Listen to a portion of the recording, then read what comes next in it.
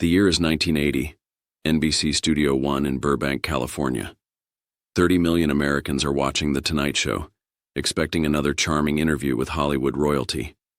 But in exactly 7 minutes, something will happen that's never happened before in the history of late-night television. Johnny Carson, the undisputed king of American entertainment, sits behind his desk wearing his signature powder blue suit. Across from him is Clint Eastwood, the man who made silence more powerful than words in a dozen Western films. The interview starts normally. Laughter, applause, classic Carson charm. Then Johnny asks a question. The studio goes completely silent. Not the planned silence of a dramatic pause. The horrified silence of 200 people who just watched a line get crossed. Ed McMahon's famous laugh dies in his throat. Doc Severinsen sets down his trumpet. The cameramen zoom in instinctively, knowing they're capturing something unprecedented. Clint Eastwood's jaw tightens. His eyes narrow into that legendary squint. And when he speaks, his voice is quiet, controlled, and absolutely devastating. What he says in the next 60 seconds will force Johnny Carson to do something he's never done on live television. Something that will change the way America thinks about fame, power, and basic human respect. The king of late night is about to learn that some people can't be charmed, can't be manipulated, and won't play the Hollywood game. And the entire nation is watching. Before we reveal what happened in that studio, let us know where you're watching from in the comments below.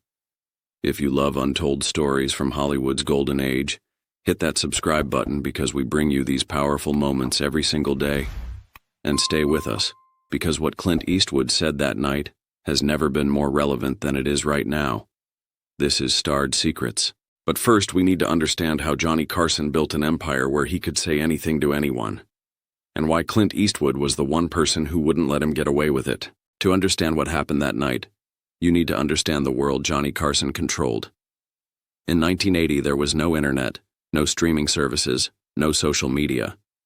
If you wanted to reach America, you had 3 choices: ABC, CBS, or NBC.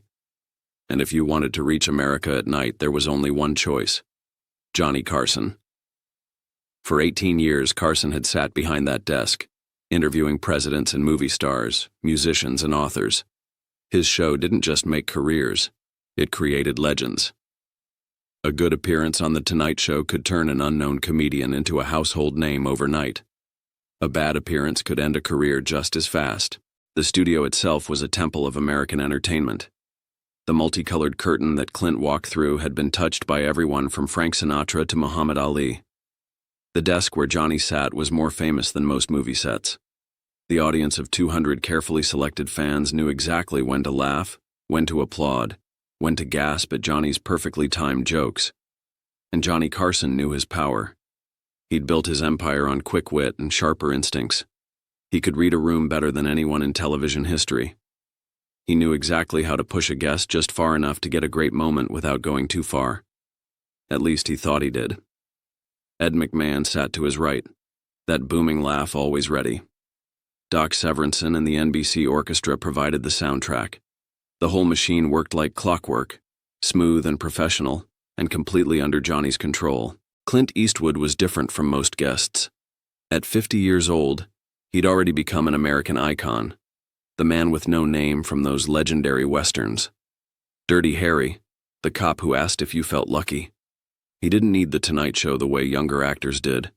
He didn't need Johnny Carson's approval, and that should have been Carson's first warning. When Clint walked onto that stage, he moved with the same unhurried confidence he brought to every role. Simple black blazer, no tie, weathered face that had squinted into 1,000 movie sunsets. He shook Johnny's hand, sat down in the guest chair, and the interview began.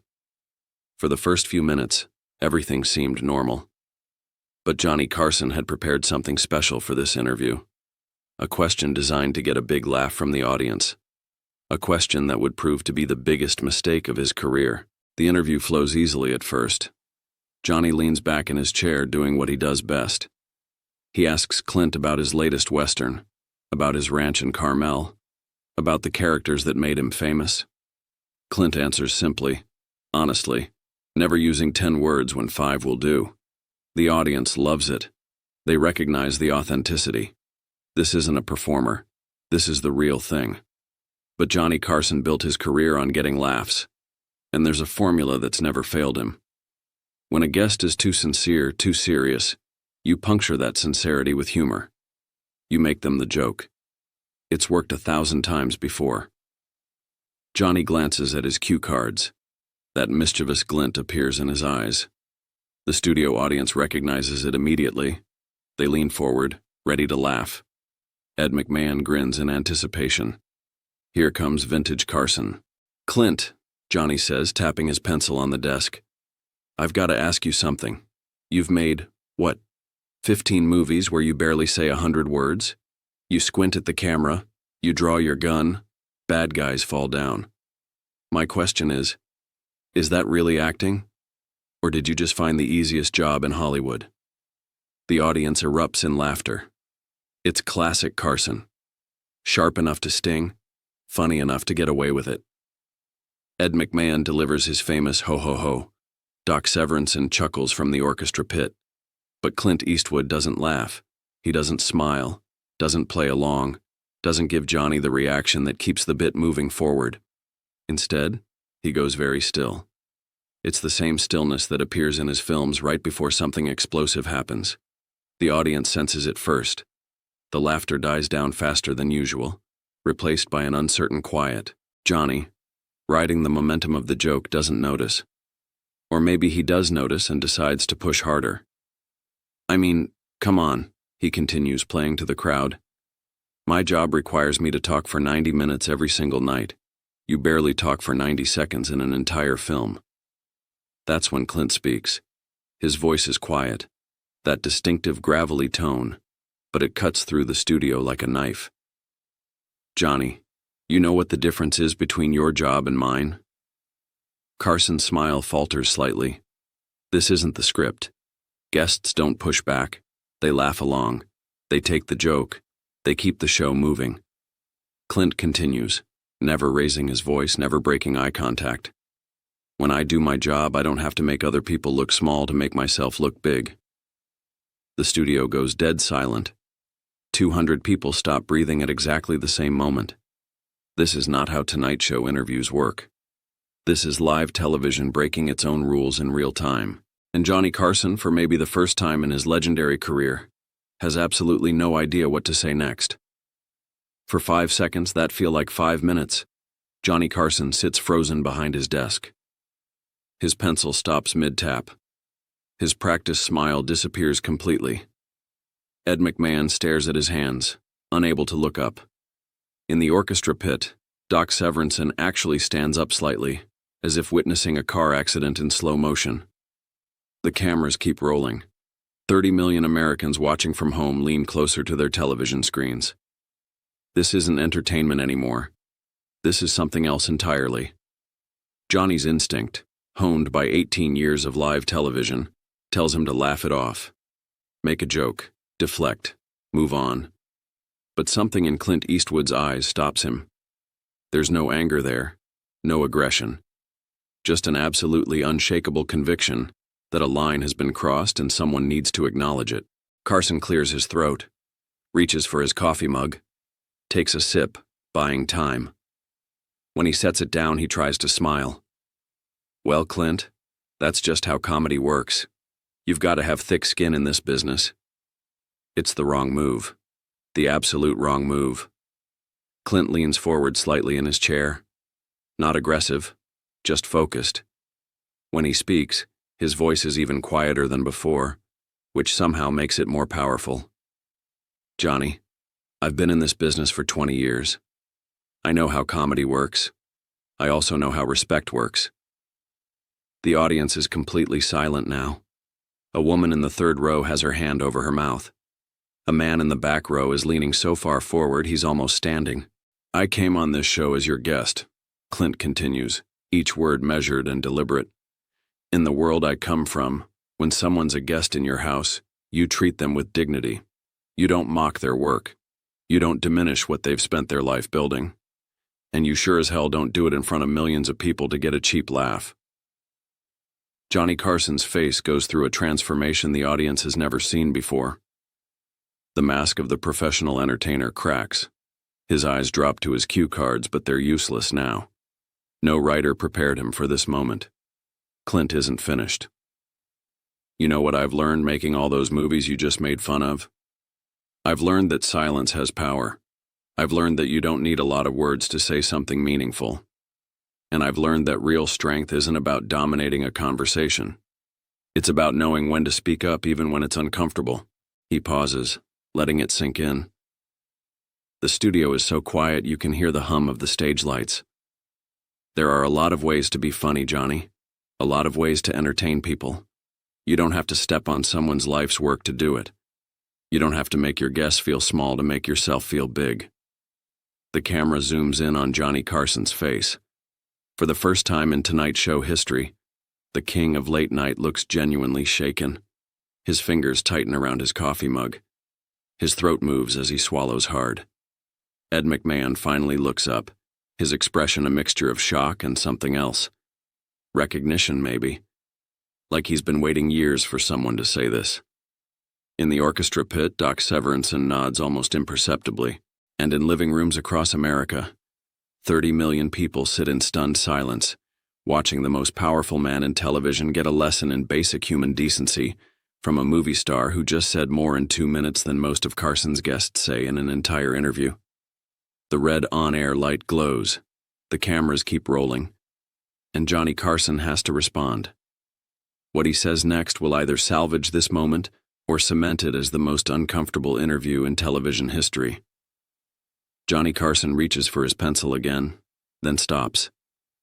The familiar prop that's gotten him through thousands of awkward moments suddenly feels meaningless. His hand drops back to the desk. When he finally speaks, his voice lacks the smooth confidence America has heard for 18 years. Clint, He stops, starts again. You're right, the audience murmurs. This is unprecedented. Johnny Carson doesn't apologize on television. He deflects with humor. He moves to commercial. He never ever admits he was wrong. But tonight is different. Maybe it's the look in Clint's eyes. Maybe it's the absolute silence in the studio. Maybe it's the recognition that 30 million people just watched him cross a line and get called out for it. Whatever the reason, something shifts in Johnny Carson.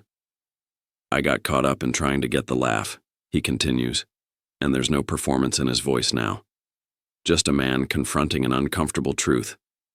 I do it every night. I look for the angle, the joke, the moment that'll make people laugh. And you're absolutely right. I stepped on you to get there. Clint doesn't respond, just watches, waits.